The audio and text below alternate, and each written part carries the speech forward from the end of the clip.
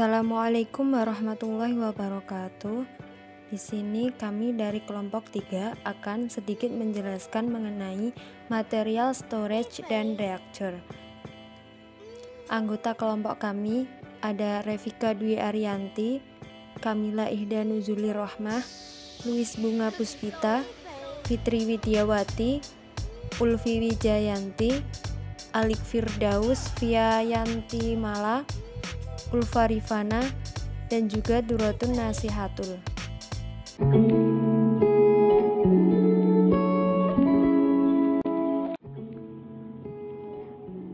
Untuk yang pertama yaitu pengertian storage. Storage merupakan peralatan yang dapat digunakan untuk menyimpan material, baik sementara atau setelah produk jadi. Secara umum, storage merupakan tempat penyimpanan bahan-bahan yang memiliki wujud padat. Storage merupakan salah satu penyimpanan bahan kimia yang sederhana. Jenis-jenis storage ada 3. Yang pertama, alat penyimpanan bahan padat. Untuk jenis alat penyimpanan bahan padat yang paling sederhana adalah storage pills, yang mana merupakan tempat penyimpanan dengan cara menumpukan material padat di tempat terbuka maupun tertutup. Jenis bahan padat yang digunakan biasanya tidak terpengaruh dengan perubahan cuaca seperti batu-batuan serbuk. Selain itu, jenis penyimpanan yang digunakan dalam penyimpanan bahan padat yaitu silo, bin, dan hopper. Jenis bahan padat yang digunakan ini bisa terpengaruh cuaca, cepat rusak jika terkena udara, dapat larut dalam air, atau zat lainnya yang berbahaya, sehingga dalam penyimpanannya perlu dilakukan di tempat yang tertutup. Perbedaan dari ketiga alat tersebut yaitu bisa dilihat dari ukuran dan diameter tangki. Silo merupakan alat penyimpanan yang diameternya luas dan tinggi, yang biasanya digunakan dalam skala industri. Sedangkan bin tidak terlalu tinggi dan agak besar. Dan hopper adalah penyimpanan seperti bin namun lebih kecil, dan dasarnya miring dengan bagian penempatan zat berada di atas dan berbentuk lancip di bawah, yang mana digunakan sementara sebelum bahan padat diumpan ke dalam proses. Untuk jenis yang kedua, alat penyimpanan bahan cair. Jenis alat penyimpanan bahan cair biasanya berbentuk storage tank atau tangki. Tangki ini merupakan tempat yang digunakan untuk menyimpan produk minyak, fluida, atau sesuatu yang bisa mengalir sebelum didistribusikan ke konsumen. Umumnya, berdasarkan tekanannya, tangki ini ada 2, yaitu tangki atmosferik dan tangki bertekanan. Alat penyimpanan bahan cair harus disesuaikan dengan fase bahan atau zat tersebut, diantaranya tekanan fluida, tekanan suhu, dan lainnya. Dan yang terakhir, jenis storage yaitu alat penyimpanan bahan gas. Alat penyimpanan bahan gas sebenarnya hampir sama dengan penyimpanan bahan cair, yaitu menyerupai tangki dengan bentuk bola.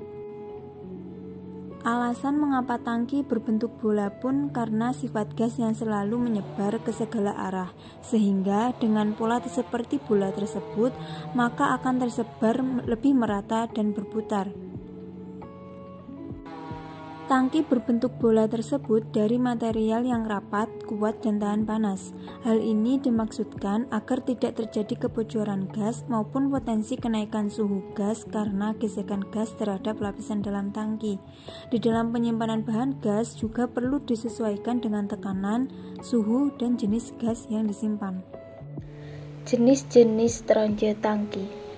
Stronje pada dasarnya dipakai sebagai tempat penyimpanan materi baik berupa padat, cair maupun gas. Dalam mendesain tangki, perencana harus merencanakan tangki dengan baik, terutama untuk menahan gaya gempa yang mungkin terjadi. Jika tangki tidak direncanakan dengan baik, maka kerusakan pada tangki dapat mengakibatkan kerugian jiwa maupun materi yang cukup besar. Stronje atau tangki memiliki 4 jenis, antara lain yang pertama, berdasarkan letaknya, ada above according tangki penimbun yang terletak di atas permukaan tanah. Tangki penimbun ini biasanya berada dalam posisi horizontal dan vertikal. Dapat dibagi menjadi dua, yaitu tangki yang cara perletakannya di atas tanah dan tangki yang perletakannya di menara. Kelebihan tangki ini antara lain: yang pertama, mudah dideteksi jika ada kerusakan dan kebocoran, sehingga penanganan bisa dengan cepat dilakukan. Yang kedua, tidak memerlukan pompa untuk mengalirkan fluida. Yang ketiga, mudah dikuras dan biaya lebih murah. Kekurangan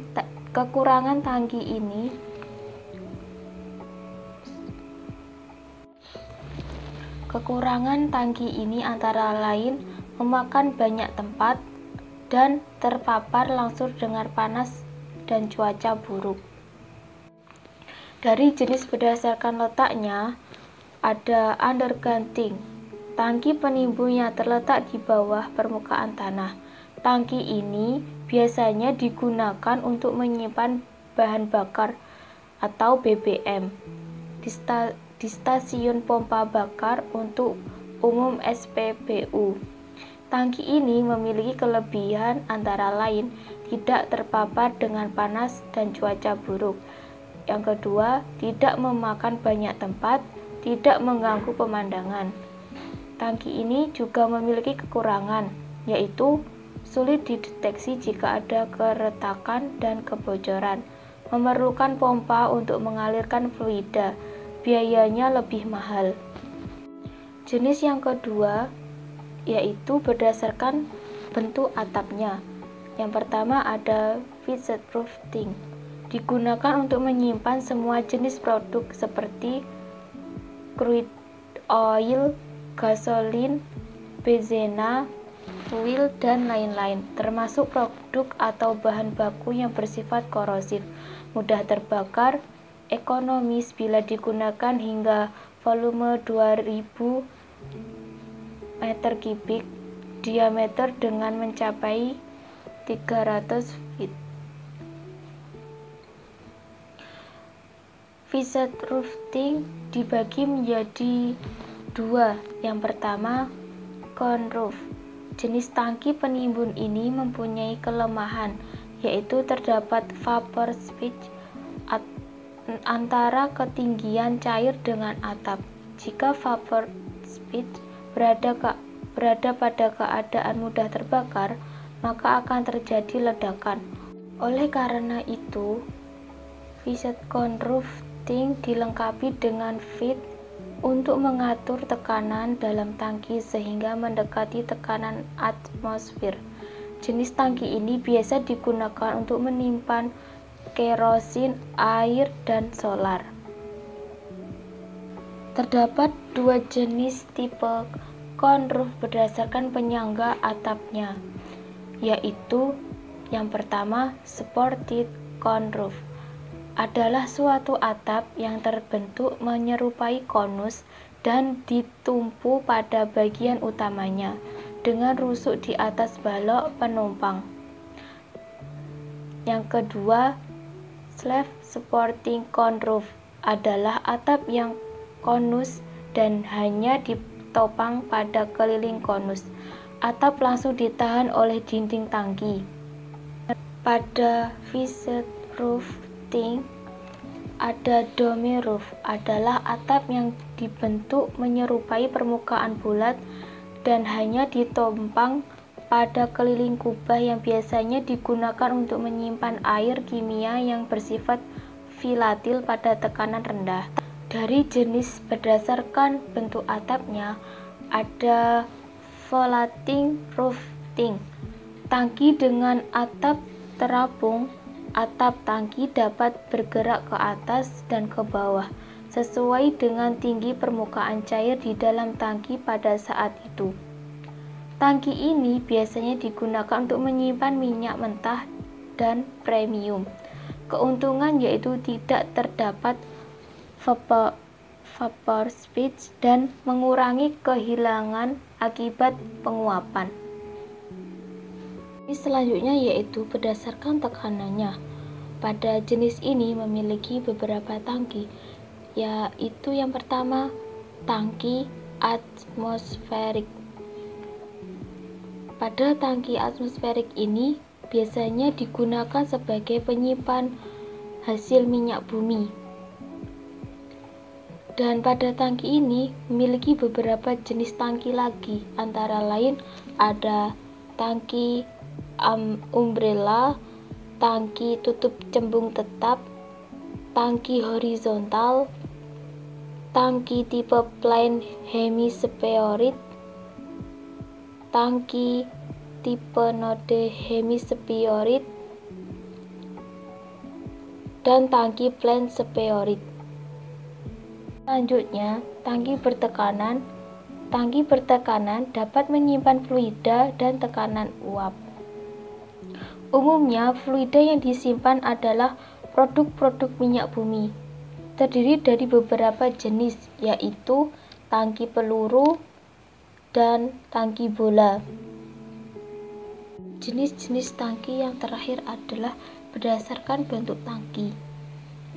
Yang pertama, tangki lingkaran. Tangki yang umumnya digunakan sebagai tempat penyimpan adalah tangki yang berbentuk silinder. Tangki ini memiliki nilai ekonomis dalam perencanaan. Selain itu, dalam perhitungan teknisinya, momen yang terjadi tidak besar. Yang kedua, tangki persegi atau tangki persegi panjang. Bentuk silinder secara struktural paling cocok untuk konstruksi tangki, tapi tangki persegi panjang sering disukai untuk tujuan tertentu. Desain tangki persegi panjang mirip dengan desain tangki lingkaran.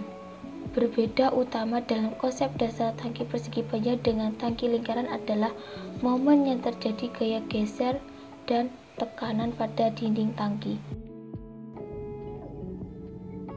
Materi selanjutnya adalah reaktor. Yang pertama, pengertian reaktor kimia.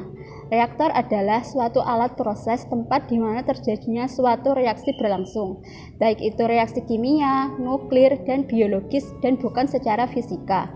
Jenis reaktor sangat beragam, karena itulah pada makalah ini hanya dibahas salah satu jenis reaktor, yaitu reaktor kimia.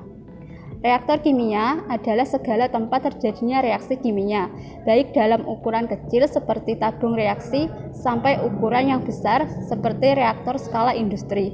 Tidak seperti skala kecil dalam tabung reaksi, reaktor ukuran komersil industri perlu perhitungan yang teliti karena menyangkut jumlah massa dan energi yang besar. Pemilihan jenis reaktor dan tujuannya. Reaktor kimia memiliki berbagai macam jenis dan bentuk yang dapat diklasifikasikan berdasarkan beberapa faktor. Untuk itulah, alasan memilih jenis reaktor yang tepat, tujuan pemilihannya, serta parameter yang mempengaruhi rancangannya untuk proses kimia tertentu perlu diketahui. Yang pertama yaitu faktor dalam memilih jenis reaktor. Pemilihan jenis reaktor yang akan digunakan dipengaruhi oleh beberapa faktor. Yang pertama yaitu fase zat bereaksi dan hasil reaksi. Yang kedua, tipe reaksi dan persamaan kecepatan reaksi serta ada tidaknya reaksi samping. Yang ketiga, kapasitas produksi. Yang keempat, harga alat dan biaya instalasinya. Yang kelima, kemampuan reaktor untuk menyediakan luas permukaan yang cukup untuk perpindahan panas. Kemudian untuk tujuan dalam pemilihan jenis reaktor. Tujuan utama dalam memilih jenis reaktor adalah alasan ekonomis, keselamatan, dan kesehatan kerja, serta mempengaruhi terhadap lingkungan. Faktor-faktor yang perlu dipertimbangkan dalam memilih jenis reaktor tertentu yaitu yang pertama, mendapat keuntungan yang besar, konversi dan efisien terbesar. Yang kedua, biaya produksi rendah. Yang ketiga, modal kecil atau volume reaktor minimum. Yang keempat, operasinya sederhana dan murah. Yang kelima, keselamatan kerja terjamin. Yang keenam, polusi terhadap sekelilingnya atau lingkungan dijaga sekecil-kecilnya.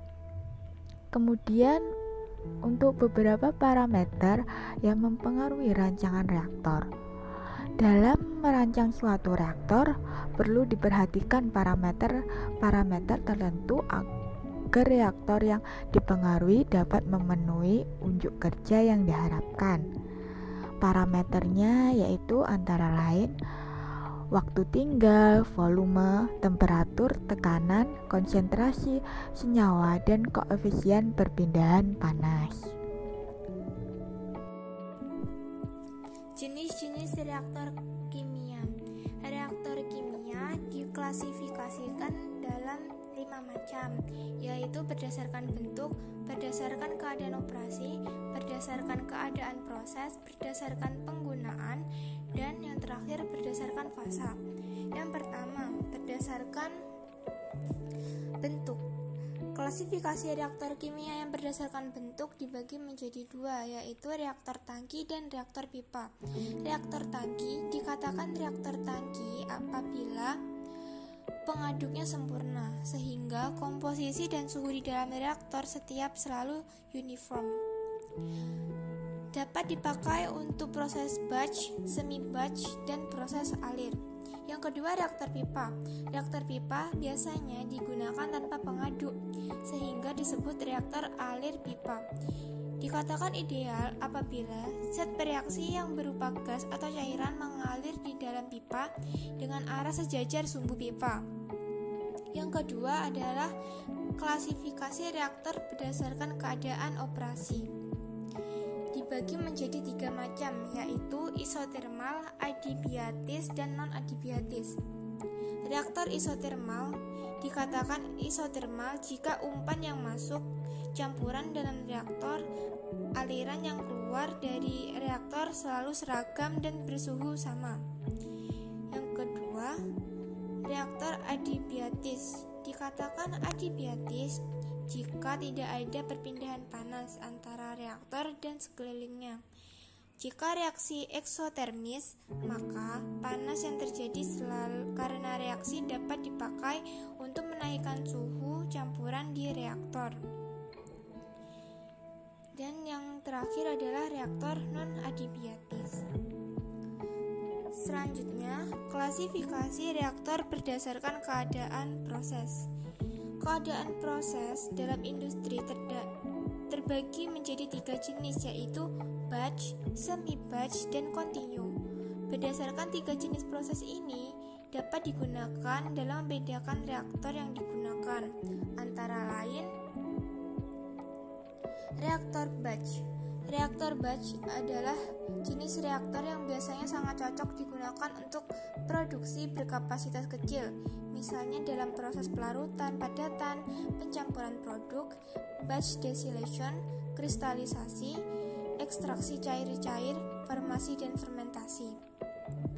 Biasanya reaktor jenis ini memiliki ciri yaitu tidak terdapat aliran inlet atau outlet selama operasi, memiliki pengaduk untuk mencampur reaktan, dan dalam prosesnya harus berurutan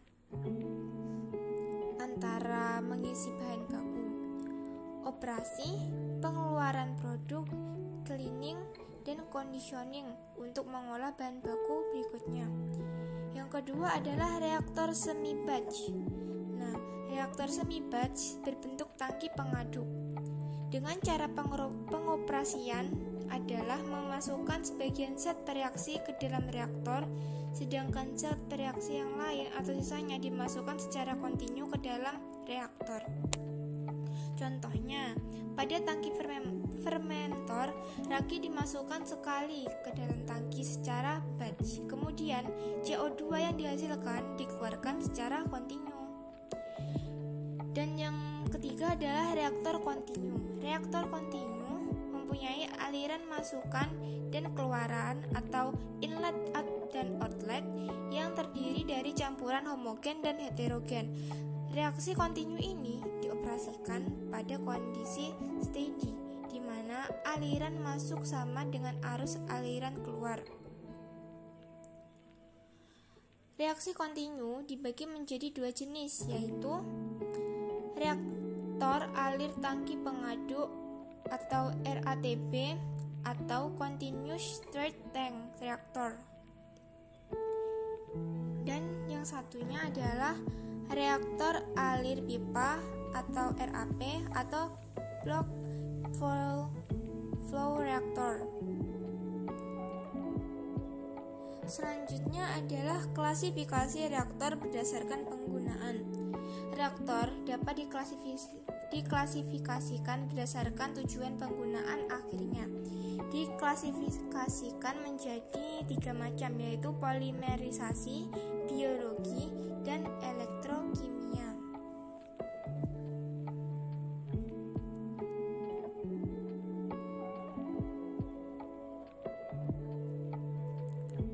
Contohnya adalah reaktor polimerisasi yang digunakan dalam reaksi pembentukan polimer dan monomer penyusunnya. Reaktor biasanya digunakan untuk proses fermentasi sehingga disebut sebagai fermentor. Nah, klasifikasi yang terakhir adalah klasifikasi reaktor berdasarkan fasa. Reaktor dapat diklasifikasikan berdasarkan fasanya, yakni reaktor homogen dan reaktor heterogen. Disebut reaktor homogen jika reaktan produk atau katalisnya berada pada fase yang sama. Contohnya adalah reaktor batch dengan reaktor berfasa cair dan produk yang dihasilkan berfasa cair pula. Sementara reaktor heterogen adalah reaktor dengan reaktan, produk, atau katalis berada dalam fase yang berbeda. Ada 2 fase atau lebih. Contohnya adalah reaktor trickle bed dengan reaktan serta produk berupa fasa gas dan cair, sementara katalis yang digunakan adalah padatan. Jenis reaksi dan katalis pada reaktor. Yang pertama itu jenis reaksi pada reaktor. Reaktor merupakan tempat terjadinya reaksi kimia. Jenis reaksi kimia reaktor secara garis besar dibagi ke dalam beberapa jenis. Yang pertama yaitu kombinasi langsung atau reaksi sintesis. Contohnya A plus B menjadi AP. Yang kedua itu dekomposisi, disebut dengan penguraian reaksi analisis. Contohnya AB menjadi A plus B. Yang ketiga, reaksi substitusi tunggal. Contohnya A plus BC menjadi AC plus B. Yang keempat, reaksi substitusi ganda atau metatesis. Contohnya AB plus CD menjadi CB. Selanjutnya, katalis pada reaktor. Katalis adalah suatu zat yang digunakan untuk mempercepat reaksi, tetapi terlepas, bahkan dapat dikatakan tidak ikut bereaksi. Tujuannya untuk meningkatkan kinerja reaktor dengan cara mempercepat tercapainya reaksi tertentu. Beberapa jenis reaktor yang menggunakan katalis. Yang pertama ada shell and tube reaktor. Nah, berbentuk seperti reaktor pipa, tetapi berupa beberapa pipa yang disusun dalam sebuah shell. Reaksi berjalan di dalam pipa-pipa dan pemanas atau pendingin si sel. Yang kedua ada fixed bed reactor, merupakan reaktor berbentuk pipa besar yang di dalamnya berisi katalisator padat. Biasanya digunakan untuk reaksi fasa gas dengan katalisator padat. Kemudian yang ketiga ada fluidized bed reactor. Digunakan untuk reaksi fasa gas katalisator padat dengan umum katalisator yang sangat pendek sehingga harus cepat diregenerasi atau padatan dalam reaktor adalah reaktan yang bereaksi menjadi produk. Yang keempat ada trickle bed reactor, merupakan reaktor dengan packing katalis di mana fasa cair dan gas mengalir searah ke bawah yang mengalami interaksi pada katalis padatan. Kemudian yang terakhir ada slurry reactor. Reaktor ini menggunakan liquid sebagai reaktan dan solid sebagai katalis. Keberadaan katalis slurry membuat penambahan dan pengambilan katalis dalam proses menjadi mudah. Demikian sedikit penjelasan dari kelompok kami. Apabila ada kurangnya kami mohon maaf. Kami akhiri. Wassalamualaikum warahmatullahi wabarakatuh. If you find the one, you should never give her up. I think it's the way life changes when in love, yeah. I surround my soul with the positivity. That's why I don't worry about the things that I don't see, yeah. These days I don't worry about much. I think we should have some more fun. I still dream about the days when we were young. I'll take a hit and still finish in one, yeah. Oh,